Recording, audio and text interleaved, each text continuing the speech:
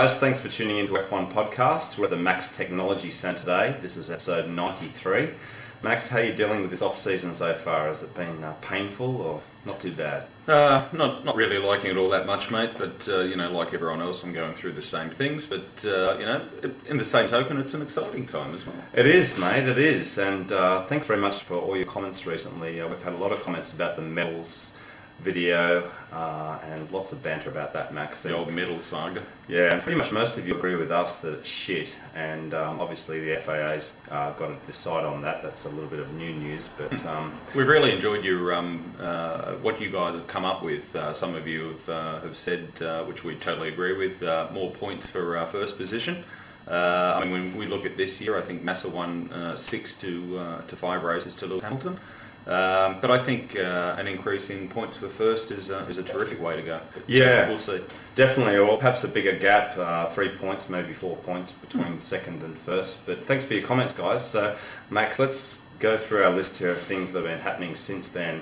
And last weekend when we recorded, it was about an hour later, I think, Max, a mate of ours rang us up and told us about Mark Webber, which is obviously awful news given, it was a charity event and he had a pretty nasty accident. So, Max, we just wanted to say a quick shout out to Mark. Really terrible situation there, but hopefully he'll be back. They're saying he'll be back for Feb. Yep. That's me done. I'm never riding a push bike or entering a triathlon ever again. I bet you got the label right, Max. Yeah. Oh yeah, labels, right, yeah. Yeah, you'll never do it. You're a big no. bike rider now. Massive Iron Man, mate, Yeah, I love my 8k jogs and my 14k bike rides and all that. Oh, it's put me off forever. Yeah. But yeah, we wish him a speedy recovery, of course, and he's intimated that he's hoping to get back for testing in February, but if he has to wait a little longer, then that's what he'll do, so speedy recovery, Mark. Yeah. All right, let's move into some team news, Max. We had Gerhard Berger, who's no longer a 50% stakeholder in Toro Rosso.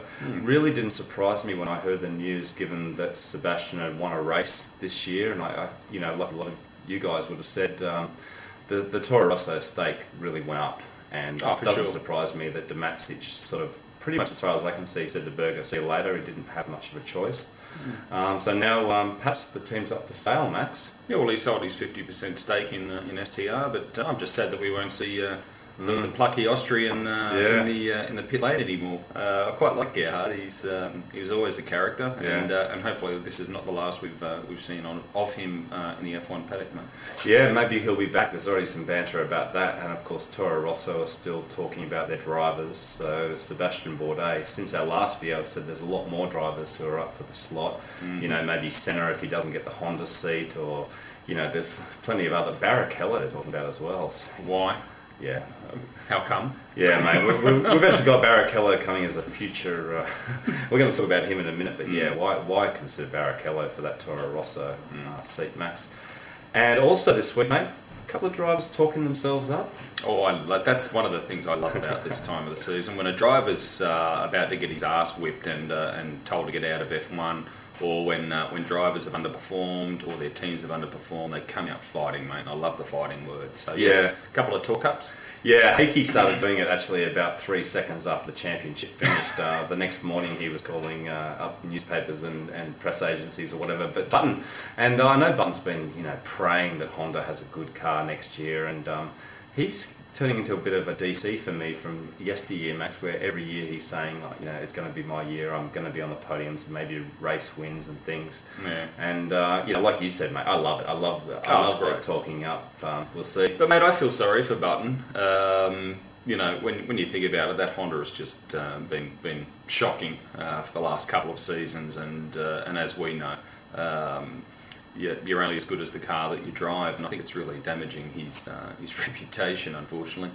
And I really hope that Honda pull out a blinder next year and give him a bullet of a car. But he has talked up that race wins are possible for Honda in 09. Yeah. I've seen no evidence of that in the last couple of seasons, but I hope with the new regs and the new rule changes that we do see Honda up there or thereabouts. But I just feel sorry for the bloke. To me, he's almost a little bit of the forgotten man of Formula One. He exploded onto the scene in 2000.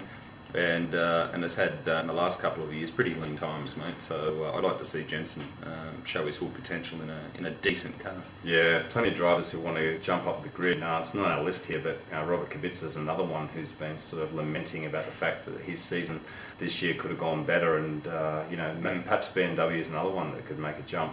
Williams, I mean, they all want to make the jump. As I always think, though, when teams make the jump, there's always teams who are falling behind. Interesting comments from Kubica, mate, I thought as well. He was saying that BMW and I, towards the latter part of the season, weren't moving in the same direction, which is code speak for they put all their efforts behind Nick because he was underperforming. Yeah. And they basically forgot about me. Yeah, or they were developing the 09 car and they just, left the 08 car exactly as it was. Yeah, I sort of think he's feeling a little bit like the unloved child, or the middle child, but buck up, Robert, and do your talking on the track next year, mate.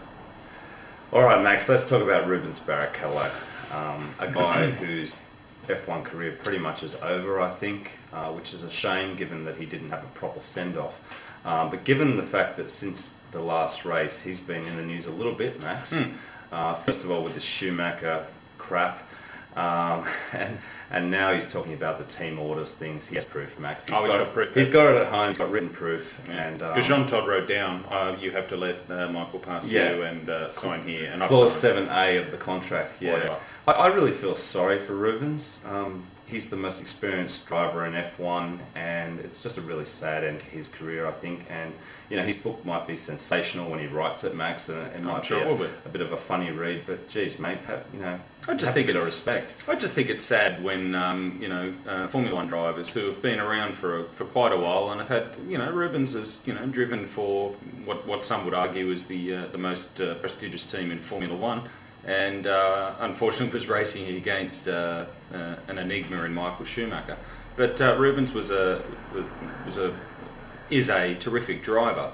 But I just find it sad when you get a driver of his ilk having to basically shop themselves around, and now he's talking to STR and the like. Yeah. And to me, it's just it's not the right way to sort of go out or bow out of your career. Yeah. He shouldn't have to do that. He was, as I said, he was a very good driver, or is a very good driver. It's just that. Formula One has pretty much a youth policy, and Rubens has been in Formula One, like Fizzy and like DC before him, for quite a long time now. And the sun's setting, and it's almost like, please bow out with some grace and dignity. You don't want to go to a back market team. Yeah, I think you've hit the nail on the head, Max. It's dignity, and I hope that he does achieve that, and he does have a good ending to his career if possible. Well, mate, we've got Jerez testing coming. We've got car launches coming. All the good juicy stuff. Yeah, and Toyota, as usual, is first to release their car, and maybe this year they might actually release a car that looks different, Max. They kind of have to. They kind of have to with the regulations. Not livery-wise. I mean, it's always going to be the same livery. No, that's right. But if there weren't any reg changes, we'd still be seeing the 2002 Honda. The 2002 TF01 on the grid. I just think it's great that Toyota come out pretty much first all the time, and I can't wait to see it. Alright guys, well that's coming soon, so we'll be doing another video very soon talking about probably the testing, Max. We will. And so thanks for watching, and we'll see you next time. Alright guys, catch you. Bye. Bye.